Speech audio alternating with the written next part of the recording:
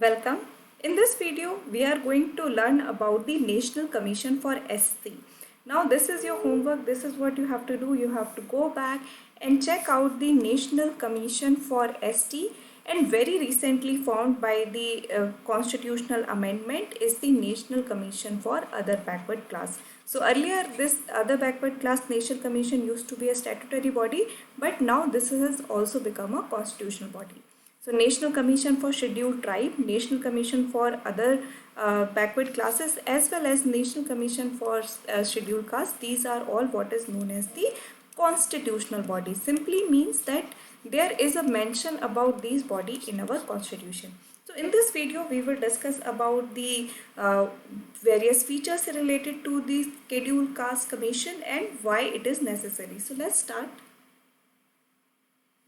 In order to provide scheduled caste of India society safeguard against exploitation and to promote their social, economic and educational cultural development, the commission was set up by the government of India. Now this is something you should keep in mind that historically scheduled caste are the one which in general parlance you must have heard about Dalit.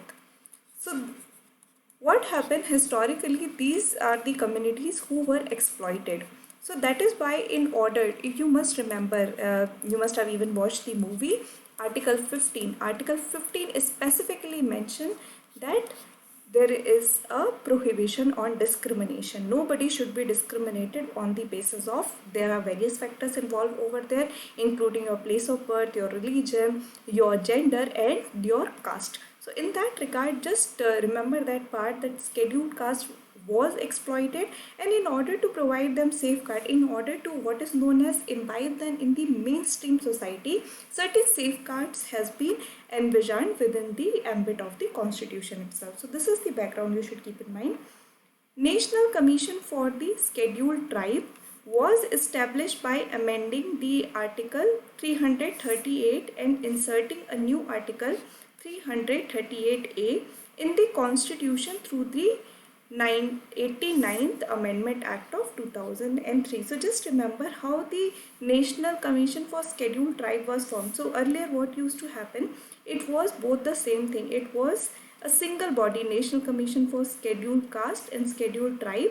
But later in 2003, there was a need felt that okay, both of these communities comes from a different social background. They require different kind of safeguard and maybe focused approach. So that is why the 89th Amendment Act of our Constitution in 2003 introduced a latest amendment which added Article 338A and formed the National Commission for Scheduled Tribe. Just remember, this is something you can, like, whenever you are talking about the political aspect of the scheduled caste and scheduled tribe, you can definitely mention about the National Commission for Scheduled Tribe as well as scheduled caste. By this amendment, the erstwhile Commission for Scheduled Caste and Scheduled Tribe was replaced by the two separate commission. We just have discussed about it, that how the single body, earlier like before 2003, what was the case? Any thing related to the scheduled caste or scheduled tribe, both used to go to the same body.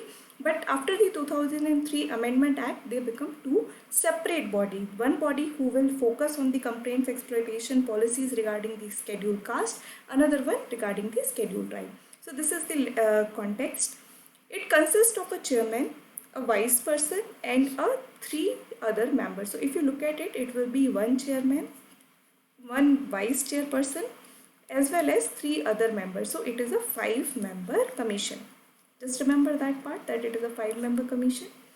They are appointed by the president by the warrant under his name and seal. So who is the one who appoints these members? It is the President of India. So President of India is the one who appoints the chairperson, vice chairperson and other members of National Commission for Scheduled Caste. In fact, the same thing goes on for scheduled tribe also. Just remember, like the appointment letter, for an example, just think along those lines, that the appointment letter that will be sent to the people who will be joining the National Commission, over here the signature, the hand and seal, the signature would be of President of India. That is the meaning that he is the one who is appointing the members of the National Commission. So just remember this part, what we have understood from that.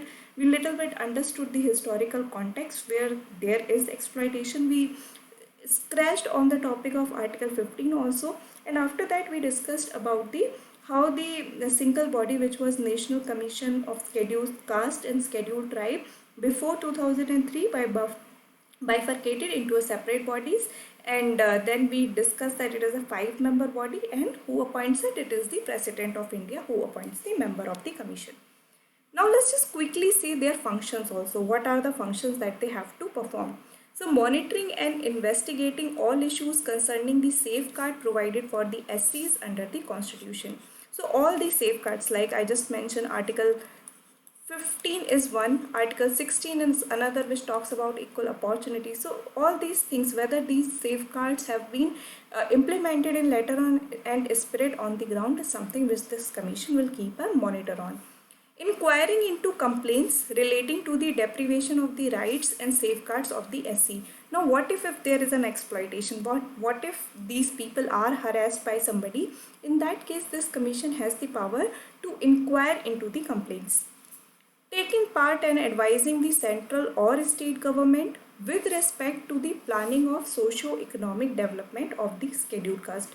For example, scheduled caste would be one who will be needing a kind of push or the support from the state government as well as the center government. So what kind of policies should go through what? So the central government as well as the state government could seek out the advice from the National Commission for Scheduled Caste, and they can provide the advice. So that is also one of the function.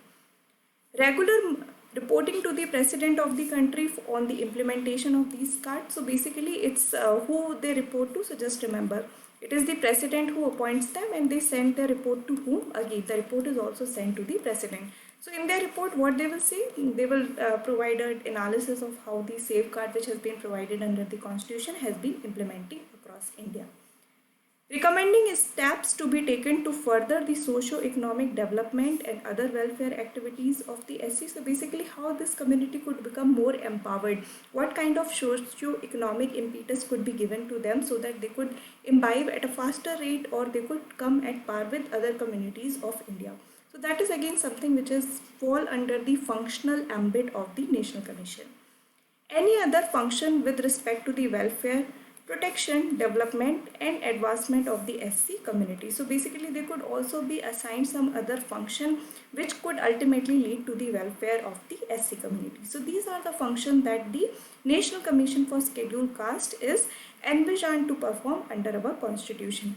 Article, just remember, it is Article 338A is the one which formed the scheduled tribe. So 338 is the one which deals with the National Commission for Scheduled Caste. Okay, so I hope you have understood this video, what you have to learn from here, and in fact a little bit corresponding topic we have already done is about the National Commission for Other Backward Class. So if you go into the playlist of the YouTube channel, you will be finding this particular video also, National Commission on Other Backward Class. We were discussing it in terms of how the G. Rohini committee which has been formed for the subcategorization.